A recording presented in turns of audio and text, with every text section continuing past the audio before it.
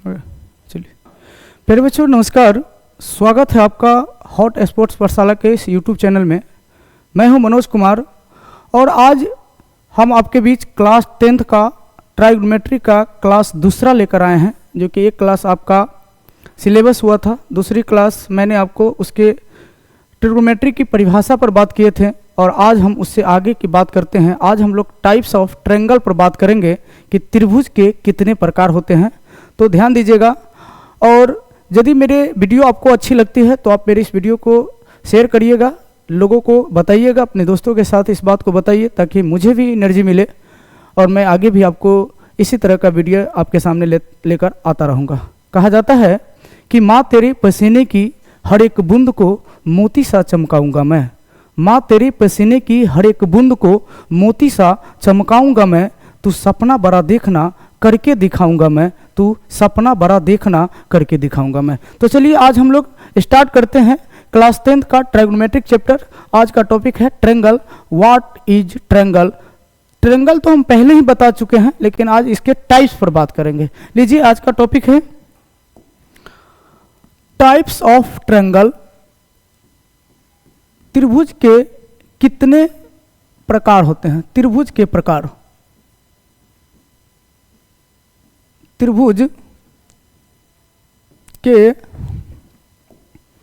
त्रिभुज के हम लोग प्रकार पर बात करेंगे। त्रिभुज के प्रकार पर बात करेंगे, इसको हम लोग बोलते हैं types of triangle. Types of triangle, types of triangle, types of triangle. तो त्रिभुज 6 प्रकार के होते हैं, 3 भुजा के विचार से और 3 कोण के विचार से। यहाँ पर आप देख सकते हैं अकॉर्डिंग टू एंगल, और दूसरा होता है आपका according to sides, according to side. एक फर्स्ट में हम लोग एंगल पर बात करेंगे, तो सबसे पहले हम लोग बात करेंगे वह है आपको समकोण त्रिभुज। समकोण त्रिभुज, समकोण त्रिभुज, समकोण त्रिभुज जिसको हम इंग्लिश में राइट एंगल ट्रायंगल कहते हैं। Right angle triangle, right angle triangle कहते हैं, राइट एंगल ट्रायंगल कहते हैं। और दूसरा जो है वह है आपका न्यून कोण त्रिभुज। न्यून कोण त्रिभुज, न्यून कोण त्रिभुज जिसको हम इंग्लिश में एक्यूट एंगल ट्रायंगल कहते हैं। Acute angle triangle, acute angle triangle कहते हैं, एक्यूट एंगल ट्रायंगल कहते हैं। तीसरा है आपका अधिकोण त्रिभुज। अधिकोण त्रिभुज, अधिकोण त्रिभुज, अधिकोण त्रिभुज जिसको हम इंग्लिश में ऑब्च्यूट एंगल ट्रायंगल बोलते हैं। ऑब्च्यूट एंगल ट्रायंगल कहते हैं, ऑब्च्यूट एंगल ट्रायंगल कहते हैं। तो ये आपका हो गया 3 जो हो गया आपका कोण के विचार से, अकॉर्डिंग टू एंगल, कोण के विचार से, जिसको हम लोग समकोण त्रिभुज कहते हैं, राइट एंगल ट्रायंगल कहते हैं। एक होता है दूसरा न्यून कोण त्रिभुज जिसको एक्यूट एंगल ट्रायंगल कहते हैं, और तीसरा होता है अधिकोण त्रिभुज जिसको हम ऑब्च्यूट एंगल ट्रायंगल कहते हैं। इसी प्रकार से हम लोग यहाँ पे बात करेंगे। तो ये है आपका अकॉर्डिंग टू साइड। तो इसमें भी 3 प्रकार होता है। फर्स्ट होता है जिसको हम लोग कहते हैं, फर्स्ट को आपको ये भुजा के विचार से है तो समबाहु त्रिभुज। समबाहु त्रिभुज, समबाहु त्रिभुज, समबाहु त्रिभुज जिसको हम इंग्लिश में इक्विलेटरल ट्रायंगल कहते हैं।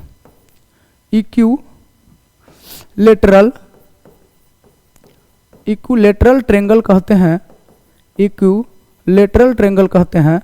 और दूसरा है आपका, सेकेंड नंबर आपका है वह है समद्विबाहु त्रिभुज। समद्विबाहु त्रिभुज, समद्विबाहु त्रिभुज जिसको हम इंग्लिश में आइसोसेल्स ट्रायंगल कहते हैं। आइसोसेल्स ट्रायंगल कहते हैं, जिसको इंग्लिश में हम आइसोसेल्स ट्रायंगल कहते हैं, आइसोसेल्स ट्रायंगल कहते हैं। तीसरा है, इसी में तीसरा है आपका, तीसरा है आपका विषम बाहु त्रिभुज। विषम बाहु त्रिभुज, जिसको हम इंग्लिश में एस्केलिन ट्रायंगल कहते हैं। एस्केलिन ट्रायंगल कहते हैं, एस्केलिन ट्रायंगल कहते हैं। तो ये आपका त्रिभुज के प्रकार है। त्रिभुज 6 प्रकार के होते हैं, 3 भुजा के विचार से और 3 कोण के विचार से। मैंने कोण के विचार से भी 3 बताया आपको और भुजा के विचार से भी 3 बताया। कोण के विचार से एक होता है समकोण त्रिभुज, दूसरा होता है आपका न्यून कोण त्रिभुज और तीसरा होता है आपका अधिकोण त्रिभुज। इधर हम लोग भुजा की बात करें तो समबाहु त्रिभुज, एक आपका समद्विबाहु त्रिभुज और तीसरा होता है विषम बाहु त्रिभुज। तो इस प्रकार से आपने इस टाइप्स ऑफ ट्रायंगल देखा, त्रिभुज के प्रकार देखा। लेकिन हम ट्रायगोनोमेट्रिक चैप्टर पढ़ रहे हैं, तो इसमें मेरे लिए सबसे इंपॉर्टेंट जो हम त्रिभुज के बारे में जानते हैं, सिर्फ हम लोग त्रिकोणमिति में हम समबाहु त्रिभुज का नहीं बल्कि हम समकोण त्रिभुज का यूज करते हैं। सिर्फ ओनली फॉर समकोण त्रिभुज का हम बात करते हैं। लेकिन फिर भी हम आपको ये सारी बात आपको यहीं पर बताते हैं कि समकोण त्रिभुज किसको कहते हैं। तो समकोण त्रिभुज कहते हैं कि वैसा त्रिभुज जिसका एक कोण 90 डिग्री का हो, उसको हम समकोण त्रिभुज कहते हैं। वैसा त्रिभुज जिसका एक कोण 90 डिग्री का हो तो उसे हम समकोण त्रिभुज कहते हैं। आप लोग नोट भी कर लीजिएगा इस बात को। और दूसरा है न्यून कोण त्रिभुज, वैसा त्रिभुज जिस त्रिभुज का मान 0 डिग्री से बड़ा और 90 डिग्री से छोटा होता है, वैसे त्रिभुज को हम न्यून कोण त्रिभुज कहते हैं। दैट मीन्स एक्यूट एंगल कहते हैं। अगला है अधिकोण त्रिभुज, जिसको ऑब्च्यूट एंगल ट्रायंगल कहते हैं। अधिकोण त्रिभुज वैसा त्रिभुज जिसका कोणों का मान 90 डिग्री से बड़ा और 180 डिग्री से छोटा होता है, तो उसको हम लोग बोलते हैं अधिकोण त्रिभुज। अब हम लोग समबाहु त्रिभुज पर बात करेंगे, तो नाम से ही आपको क्लियर हो जाएगा। नाम से क्लियर है समबाहु। सम मतलब होता है समान और बाहु मतलब होता है भुजा। सम मतलब समान, समान मतलब बराबर और बाहु मतलब भुजा, बाहु मतलब भुजा। तो जिस त्रिभुज की सभी भुजा आपस में बराबर हो, उस त्रिभुज को हम समबाहु त्रिभुज कहते हैं। और सभी भुजा मतलब 3 भुजा। मैंने आपको ट्रायंगल का परिभाषा दिया था कि वैसी आकृति 3 भुजाओं से घिरी हुई, सरल 3 भुजाओं से घिरी हुई बंद आकृति को हम लोग क्या कहते हैं, त्रिभुज कहते हैं। मैंने पिछले क्लास में त्रिभुज का परिभाषा दिया था। तो यहाँ है समबाहु त्रिभुज, जिसको हम बोलते हैं सम मतलब समान अर्थात बराबर भी कह सकते हैं इसको, और बाहु मतलब होता है भुजा। तो जिस त्रिभुज की तीनों भुजा बराबर हो, उसको हम बोलते हैं समबाहु त्रिभुज, उसको हम समबाहु त्रिभुज बोलते हैं। अगला है समद्विबाहु त्रिभुज। यहाँ आप नाम से भी देख सकते हैं, सम मतलब वही समान और द्वि मतलब 2 और बाहु मतलब भुजा।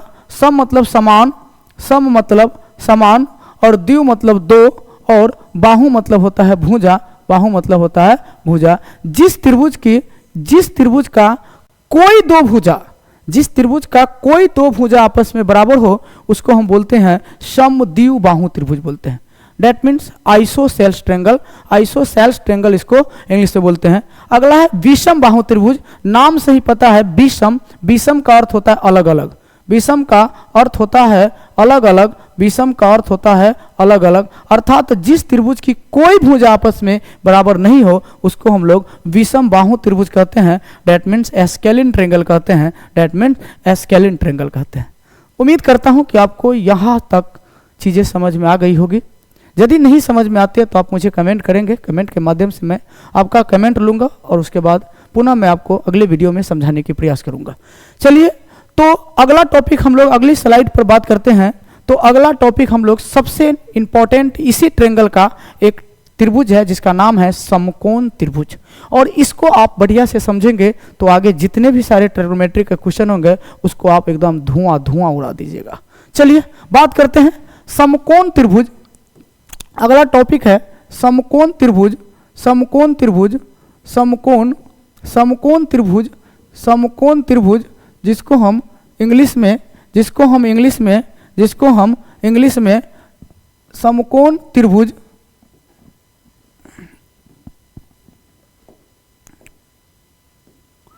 समकोण त्रिभुज, त्रिभुज, त्रिभुज जिसको हम इंग्लिश में राइट एंगल ट्रायंगल कहते हैं। क्या कहते हैं?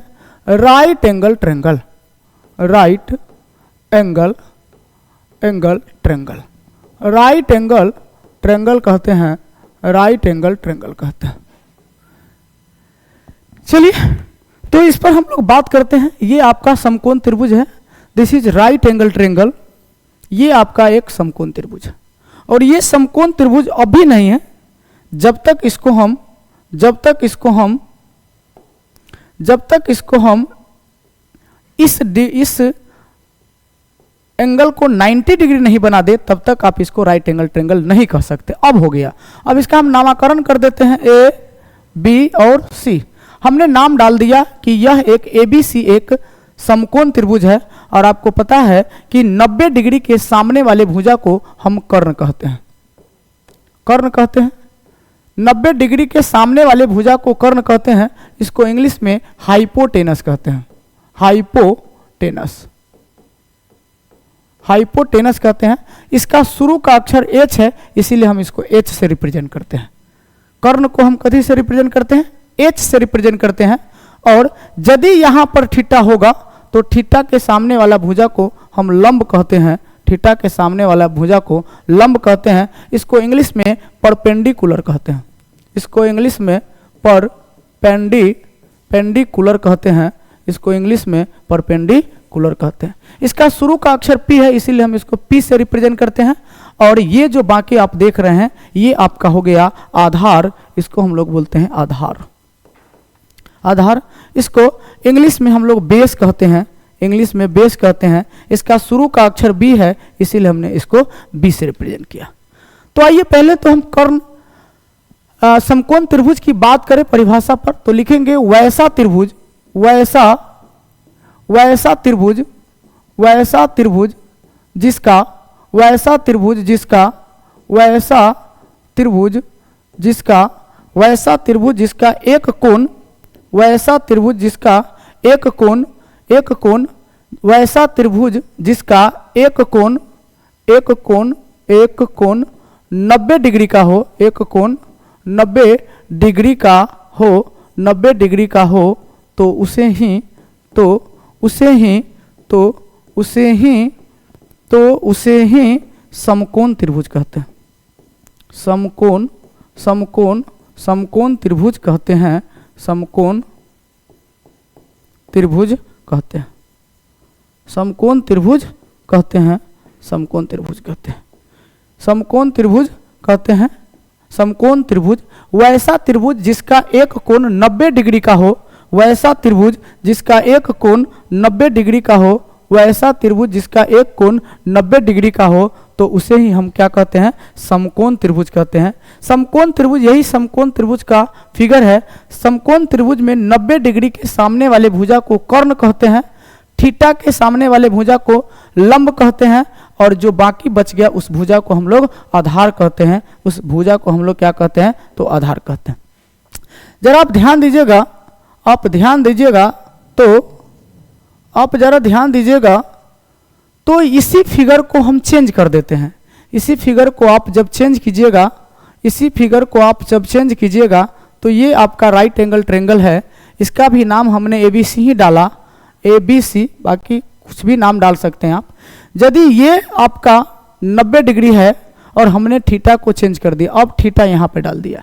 इससे पहले यहाँ पे डाला था, लेकिन इस फिगर में हमने थीटा को यहाँ पर डाला, तो अभी आपने देखा कि थीटा के सामने वाले भुजा को लंब कहते हैं। इसका मतलब कि ये थीटा है, तो थीटा के सामने वाला भुजा ये है, तो ये लंब हो जाएगा। और 90 के सामने वाला भुजा को हम लोग कर्ण कहते हैं, तो ये कर्ण हो जाएगा। और ये जो बच गया ये आपका आधार हो गया, ये आपका आधार हो गया।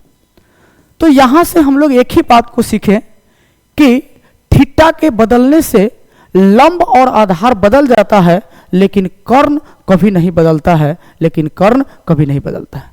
जैसे हमने थीटा को चेंज किया तो लंब और आधार बदल गया। आपने देखा कि लंब इसमें थीटा यहाँ रखे हैं तो लंब ये हुआ है, आधार ये हुआ है, और यहाँ थीटा रखे हैं तो लंब ये हो गया है, आधार ये हो गया है। तो आप याद रखेंगे कि 90 के सामने वाला भुजा कर्ण होता है, थीटा के सामने वाला भुजा लंब होता है, जो बच गया वो आपका आधार होता है, जो बच गया वो आपका आधार होता है। थीटा के बदलने से लंब और आधार चेंज होता है लेकिन कर्ण कभी चेंज नहीं होता है, इस बात को भी आप ख्याल रखेंगे। समकोण त्रिभुज में कर्ण जो है वह सबसे बड़ी भुजा होती है, कर्ण को ही हम सबसे बड़ी भुजा कहते हैं। समकोण त्रिभुज में कर्ण को सबसे बड़ी भुजा कहते हैं। तो आइए, एक महोदय था जिस महोदय का नाम था पाइथागोरस। पाइथागोरस ने इसी के अकॉर्डिंग पाइथागोरस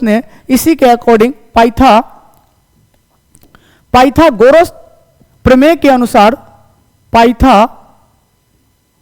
पाइथागोरस प्रमेय के अनुसार पाइथागोरस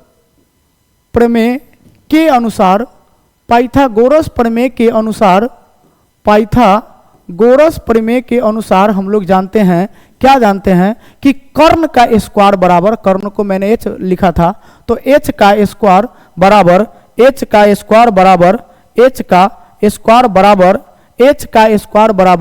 होता है p का स्क्वायर जोड़ b का स्क्वायर, यानी कर्ण स्क्वायर बराबर होता है लंब स्क्वायर जोड़ आधार स्क्वायर। कर्ण स्क्वायर बराबर होता है लंब स्क्वायर जोड़ आधार स्क्वायर, कर्ण बराबर जो होता है लंब स्क्वायर जोड़ आधार स्क्वायर, कर्ण बराबर जो होता है लंब स्क्वायर जोड़ आधार स्क्वायर।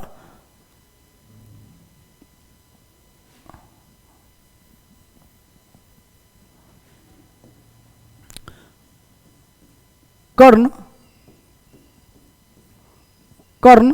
तो कर्ण को तो मैंने h कहा था, तो h स्क्वायर बराबर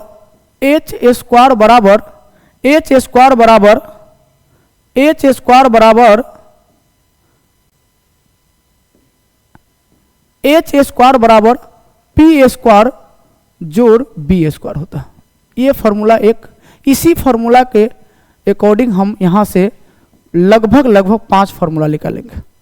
जैसे कर्ण का स्क्वायर बराबर p स्क्वायर जोड़ b स्क्वायर, h स्क्वायर बराबर p स्क्वायर जोड़ b स्क्वायर होता है, तो यहाँ से हम h बराबर निकालेंगे तो क्या कहेंगे, स्क्वायर उधर जाएगा तो रूट हो गया, तो ये हो गया p स्क्वायर जोड़ b स्क्वायर। एक फॉर्मूला आप यहाँ से ये ले लेंगे, याद करने की जरूरत नहीं, आप खुद निकाल सकते हैं। इसको हम p स्क्वायर को रोकेंगे तो p स्क्वायर बराबर h स्क्वायर, और इसको इधर लाएंगे तो माइनस b स्क्वायर। एक फॉर्मूला ये हो गया आपका। यहाँ पे यदि p को आप रोकेंगे तो स्क्वायर उधर जाके रूट चढ़ा लेगा और क्या हो जाएगा, तो h का स्क्वायर माइनस b का स्क्वायर, h का स्क्वायर माइनस b का स्क्वायर। एक फॉर्मूला आपका यहाँ से हो गया। अगला फॉर्मूला, अब हम b को रोकेंगे तो b स्क्वायर बराबर यहाँ से निकालेंगे तो h का स्क्वायर माइनस p का स्क्वायर, h का स्क्वायर माइनस p का स्क्वायर। एक फॉर्मूला आपका यहाँ से हो गया। अगला फॉर्मूला हम लोग निकालेंगे b बराबर तो अंडर रूट h का स्क्वायर माइनस p का स्क्वायर। एक फॉर्मूला आपका ये भी हो गया। तो आपने देखा कि यदि एक फॉर्मूला, सिर्फ ये फॉर्मूला आपने याद किया तो यहाँ से आप 5 फॉर्मूला को ड्राइव कर लिया। सिर्फ कर्ण स्क्वायर बराबर लंब स्क्वायर जोड़ आधार स्क्वायर से आपने कर्ण बराबर निकाला तो रूट अंडर p स्क्वायर जोड़ b स्क्वायर, p स्क्वायर बराबर h स्क्वायर, इसको इधर लाए तो माइनस b स्क्वायर, यहाँ से हम p बराबर निकालेंगे तो under root minus b square.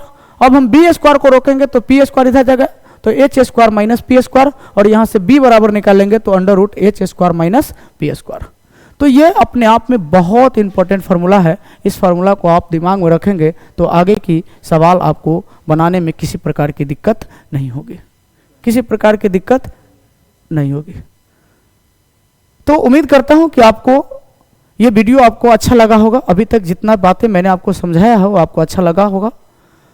तो आज की हम यहीं पर रखते हैं, फिर अगली वीडियो में आपसे हम मिलेंगे। और यदि आपको अच्छी लगती है तो आप प्लीज़, आपसे मेरी गुजारिश है, आपसे रिक्वेस्ट है कि आप मेरे वीडियो को शेयर करते रहिए, और कहीं से दिक्कत है तो आप मुझे कमेंट में बताइए, ताकि मैं उस दिक्कत को पूरा करूँगा। आगे भी प्रयास करूँगा आपको अच्छा से अच्छा क्लास, अच्छा से अच्छा चीज़ देने का। तो अब हम लोग मिलते हैं अगले वीडियो में, तब तक के लिए जय हिंद, जय भारत।